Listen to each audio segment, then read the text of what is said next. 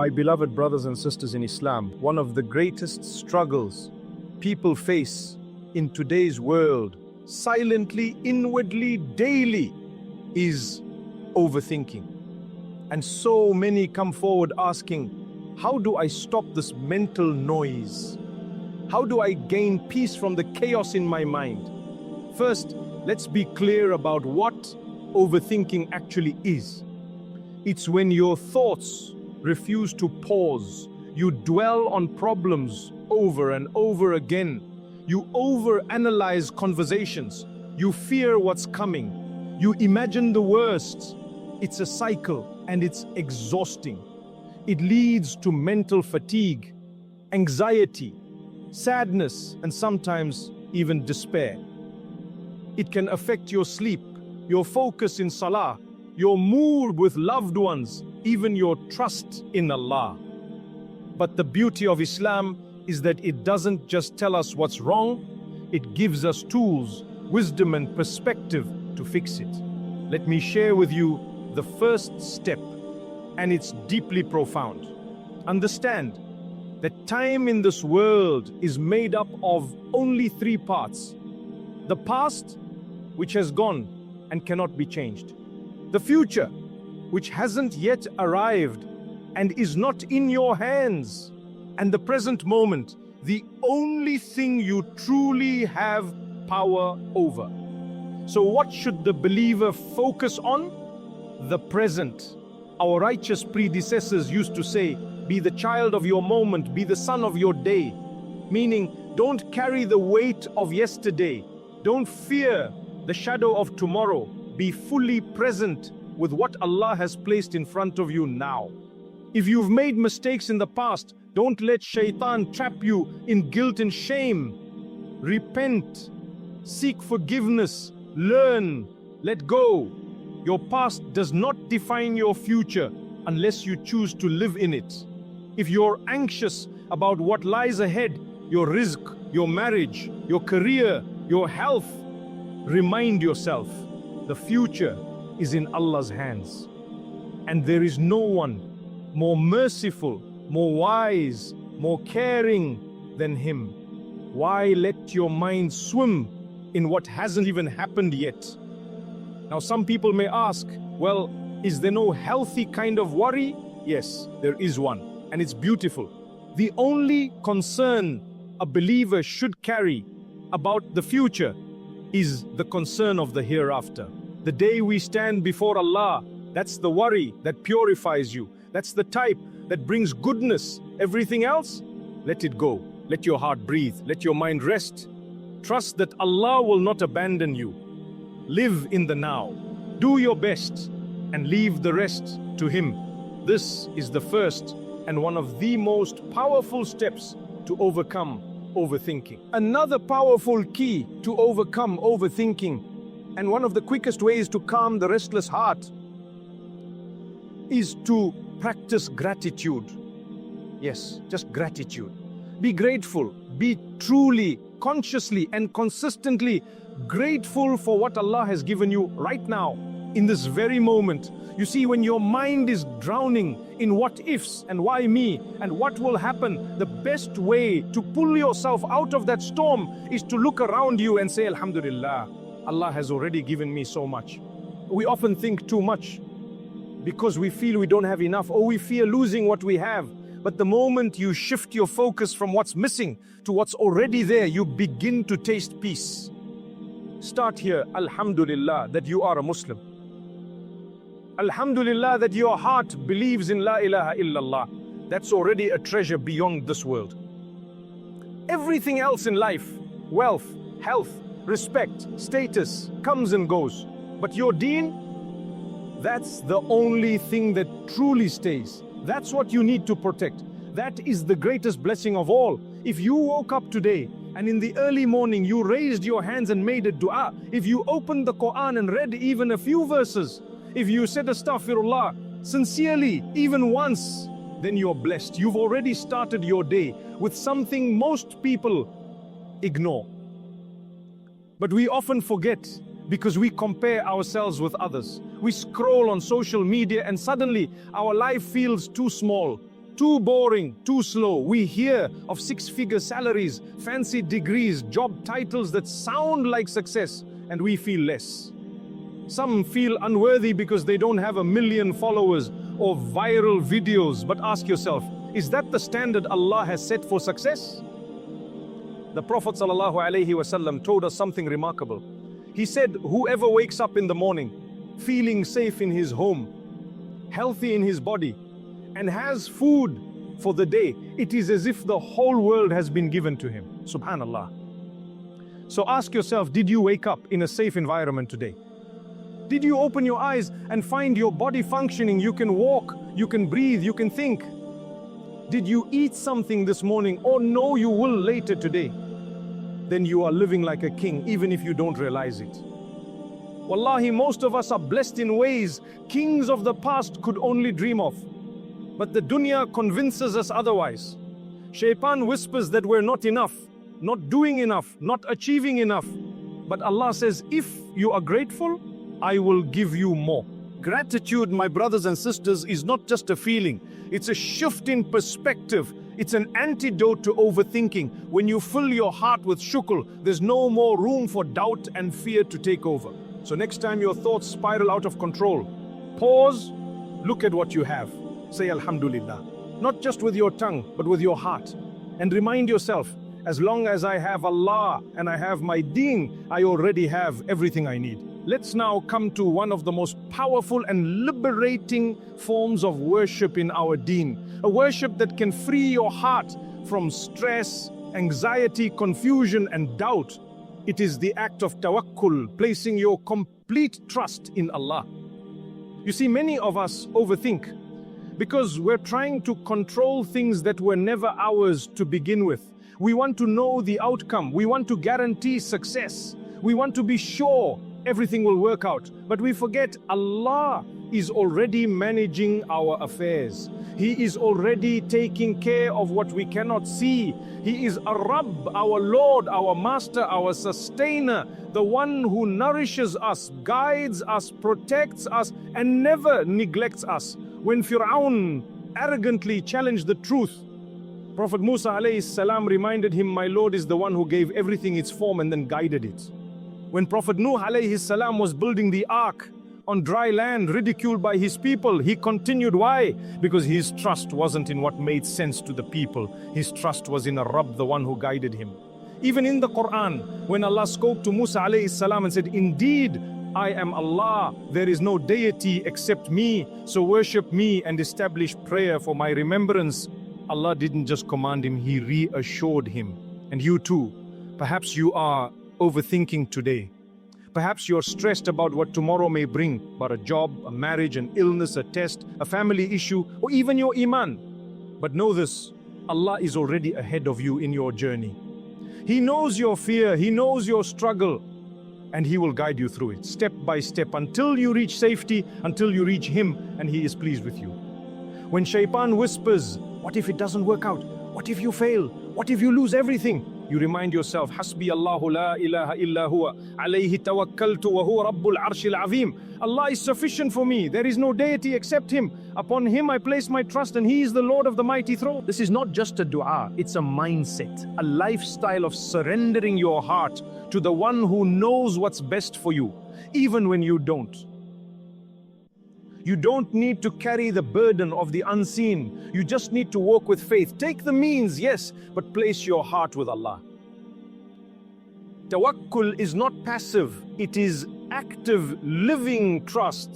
It means you try, you strive, and then you say, oh Allah, I leave it in your hands. You know I don't. You see I cannot. You can. And I trust you completely.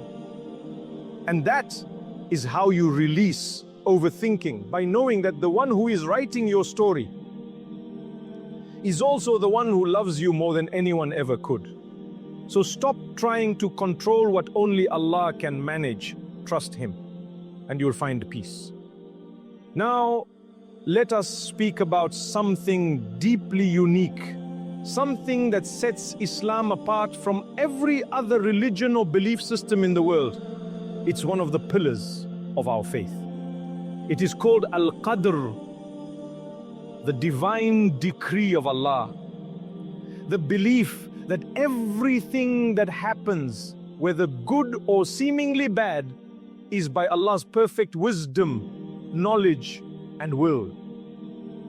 You see, in most belief systems, people struggle to explain hardship. They wonder, why did this happen to me? Why didn't I get that job? Why was I rejected? Why did I fall ill? But we as Muslims have clarity. We don't just say things happen by chance. We say it was written by Allah, and He never makes a mistake. When a person truly believes in Qadr, it transforms them. It removes fear of the unknown. It kills the habit of overthinking, because they know if something was meant for me, it will come no matter what stands in its way. And if it was not meant for me, I could chase it with all my strength and it would still slip away. That's why the Prophet ﷺ taught us, know that what has missed you was never meant to hit you, and what has hit you was never meant to miss you. This is a mindset, a reality, a way to live. This is what Luqman the wise told his son when he taught him belief in Allah. You will never taste the sweetness of Iman until you believe in Al-Qadr, the good of it and the bad of it. Why? Because Qadr teaches you to stop clinging to this world, to stop thinking, if only I had done this differently, or maybe I messed everything up. No, my brother, no, my sister, you didn't ruin your future, you didn't miss your destiny, you didn't fall behind. You are exactly where Allah wants you to be right now. Maybe it's to teach you patience, maybe it's to elevate your rank, maybe it's to protect you from something you can't see yet. You're not failing, you're being carried by the will of Allah. Once you truly believe in this, once you internalize that Allah's decree is always better than your own plan, you'll sleep better at night, you'll smile in the face of uncertainty. And yes, you'll stop overthinking, because belief in Al-Qadr brings peace, and peace is the opposite of mental chaos.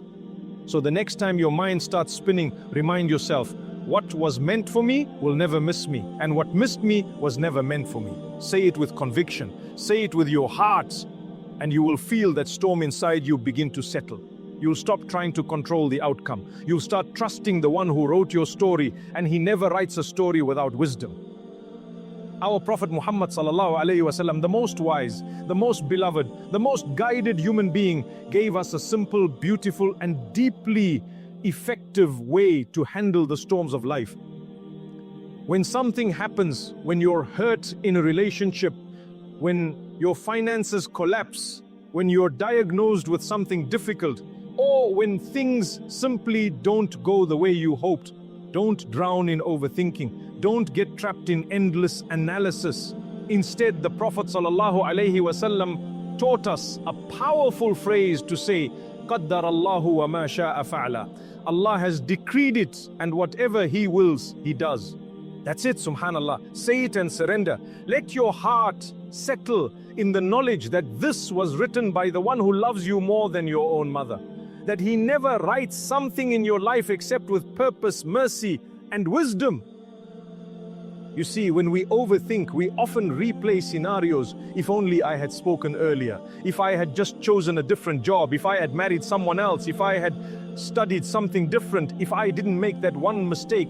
But the Prophet ﷺ warned us, do not say, if only I had done this or that. For indeed, if opens the door to the work of shaitan. Why? Because the word if traps you in an endless spiral of regret and doubt. It makes you question the plan of Allah. It makes you believe you were in control when you never truly were. And it slowly chips away at your iman, your peace, and your ability to move forward. The if-only mindset doesn't fix anything. It just makes the pain heavier. It fills your heart with blame, self-loathing, and what-ifs that never end. It opens the door to shaitan to, you're a failure. You missed your chance. You ruined everything. But Islam shuts that door completely. Our deen teaches us not to overthink the past, not to drown in regret. It teaches us to say, قَدَّرَ اللَّهُ وَمَا شَاءَ فَعَلَ. Allah decreed it. He does what He wills. And that's where peace begins. So next time you're hit by something unexpected, a heartbreak, a rejection, a missed opportunity, don't replay it in your mind 100 times. Don't scroll through old messages. Don't wish to rewind time. Pause and say it with belief, with submission, with surrender. Allah decreed it and He does what He wills. Let those words close the door on shaitan. Let them be your shield against the fire of overthinking. The simple phrase is one of the treasures of our faith.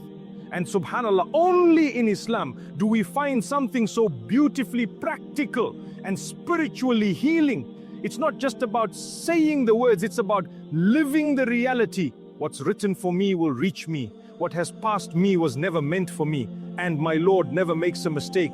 So my dear brother, my dear sister, let go of the ifs. Let go of the endless over-analyzing. Let your heart rest in the hands of Ar-Rahman, the most merciful. Say, Qaddar Allahu wa ma sha'a fa'a, and walk away with peace.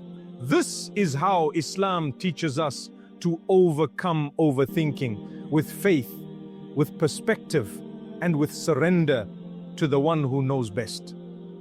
Let me end with a simple example, something you can picture in your mind, something to help you understand how to stop overthinking and find peace in your journey. Imagine you're about to explore a dark, unfamiliar cave. You're not alone, you're with a guide, but not just any guide, someone who's been doing this for 25 years. He's led hundreds of people safely in and out of this cave before. He knows where the rocks are loose. He knows which tunnels are safe and which paths are dangerous. He's calm, experienced, confident. Naturally, as you step inside the cave, it's dark, it's cold, and you start to feel afraid.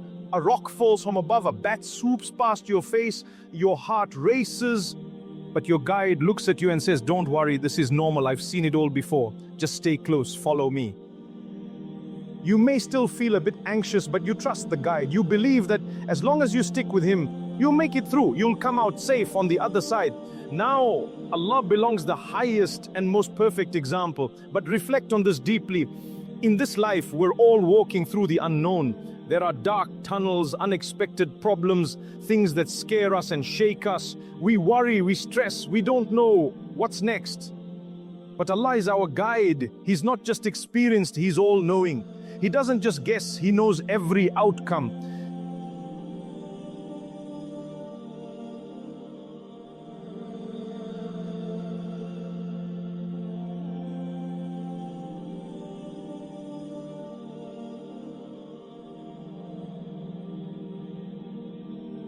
Follow His commands, stay close to His book, walk in the footsteps of the Prophet Muhammad sallallahu alaihi wasallam. But if you choose to ignore the guide, to do things your own way, to reject the commands, to turn your back on Allah, then like the person in the cave who wanders away from the guide, you're lost. You're in the dark, all on your own, and anything can happen. And who will help you then?